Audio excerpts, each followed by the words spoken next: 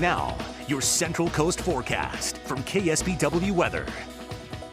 This is Phil Frame in for Holt Hanley, and this is the view from Skycam 8, one of the few Skycams we have this morning where we are not in the fog. We're above the fog. You can see the fog down below. It has appeared after lurking offshore for a few days, and currently at the Salinas Airport, the temperature is 55 and the dew point is 55, so you got 100% relative humidity and fog. The airport is reporting 1/4 of a mile of visibility right now, and you can see that it's extended all the way past Soledad.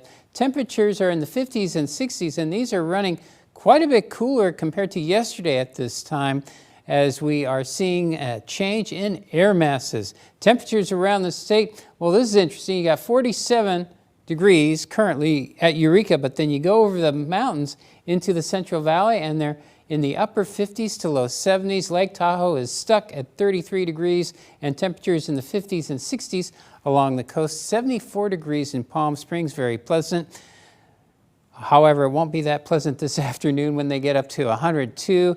Nice weather expected in Lake Tahoe. Another pleasant day, expecting a high of 77, and temperatures well above normal in the Central Valley, expecting highs in the low to mid 90s, 70s along the coast, which is still quite a bit cooler than what we've seen the last couple of days. Now, we're watching this weather system. It's taking its time, but it is approaching us, and it will give us a major change in our conditions. The first thing it's going to do is it's going to help to deepen the marine layer, so that's going to cause us to cool off significantly today. Some places may be as much as 15 degrees cooler today than they were yesterday. And then the second thing it's going to do is it looks like it's going to bring measurable rainfall to many parts of the Central Coast. Not a lot, but still measurable. Now here's the situation according to our forecast model. You can see that by tomorrow at around 3:30, much of the coast from about Santa Cruz northward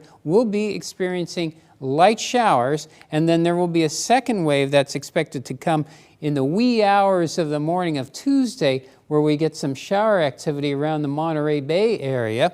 And the models are saying that we can expect anywhere from 2/100ths to 5/100ths of an inch of rainfall by Tuesday morning. So maybe 5/100ths in Monterey, 4/100ths in Ben Lomond, and 2/100ths in Santa Cruz. Not very much, but still it is welcome because we are at the peak of the fire season, and anytime you can get measurable rainfall, that means you get at least a couple of days where you don't have to worry that much about wildfires. Today, cooler just about everywhere. Temperatures ranging from 68 in Half Moon Bay up to 88 in Los Gatos.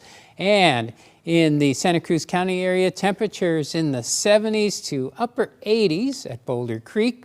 And Moss Landing is expecting a high of 68, getting up into the upper 80s in the Santa Clara Valley in Gilroy and Morgan Hill.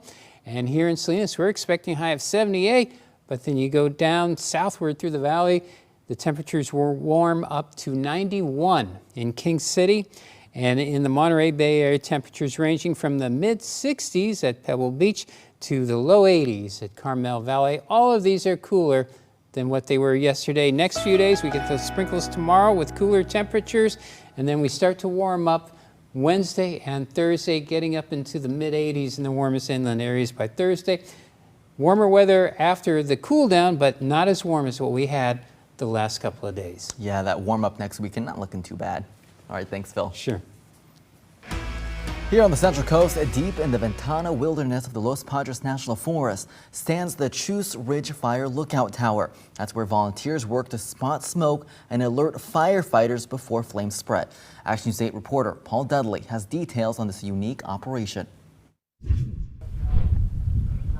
At an elevation of more than 5,000 feet stands Chus Ridge Lookout. Volunteers working as an eye in the sky to spot wildfire smoke before spreading out of control. And it's used for people like us to come up and we look out for smoke, basically, before a fire starts, hopefully. This year, volunteers have spotted several fires from here in the Greenfield and King City area. As soon as they see a fire, volunteers jump into action. Chus Ridge, Forest Net, Tone 10. But before they call fire crews, they use an old piece of mapping technology called the Osborne to get the fire's location. We line that up on the smoke and then we read the compass degrees that are around here. This is graduated just like a compass.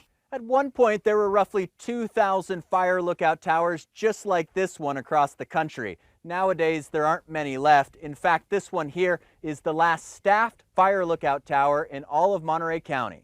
The Chews Ridge Tower, far away from any cell service, was built in the 20s, closed in the 90s, and restored and reopened in 2019 to get a real person looking out for smoke in the sky. We feel it's important to have an actual live person here. You know, there's cameras all over the state, as you probably know, hundreds of them now, and they're talking about getting artificial intelligence on them, but there's just nothing like the human eye to spot something and report it quickly. New wildfire cameras and artificial intelligence serve as an additional tool in the firefighting toolbox, but not as a replacement to the 50 volunteers who staff the tower year-round. The problem is there's so much variety. All you have to do is look up at the sky. No two clouds are alike. The fog every day is not the same. Trying to get AI to recognize what is smoke and what isn't smoke right now is kind of the insurmountable obstacle. And so day in and day out, these volunteers watch and wait, ready to play their part in protecting communities from wildfires. The sooner we can get people on the fire, the sooner we can get it put out. Paul Dudley, KSBW, Action News 8. Last year, 2 volunteers were forced to evacuate that tower because a wildfire was coming too close. They packed the tower and headed out, but not before taking the Osborne mapping system with them. Still ahead this morning, it's almost flu season, and pediatricians are weighing in on why it's an extra precaution to get kids vaccinated. We'll be right back with more coverage you can count on. Stay with us.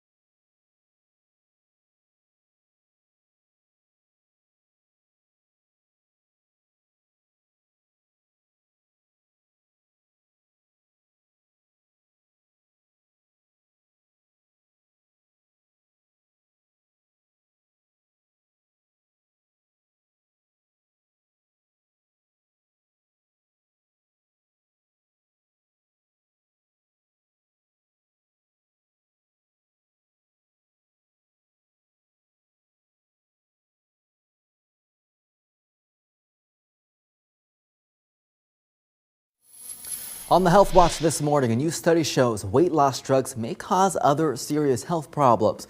Researchers looked at popular injected medications like Wegovy and Ozempic, and they found the drugs can cause digestive issues like stomach paralysis, pancreatitis, and bowel obstructions. Though these cases are rare, tens of millions of people use these medications. Two new CDC studies are suggesting RSV can cause more severe symptoms in older adults, especially if you have underlying conditions. Researchers found adults 60 and older who had RSV were hospitalized less frequently compared to those who had the flu or COVID-19. But RSV can often be more serious. The research found that those with RSV needed more help breathing. Nearly a fifth had to be admitted to the ICU, and nearly 5% died. RSV can also be dangerous for babies. There is a new vaccine that helps protect infants, but some families aren't able to get it because insurance won't cover it and it's expensive, about $500 a dose. The directors of the CDC and the Center of Medicare and Medicaid have sent a letter to insurance companies laying out the legal requirements for the RSV vaccine.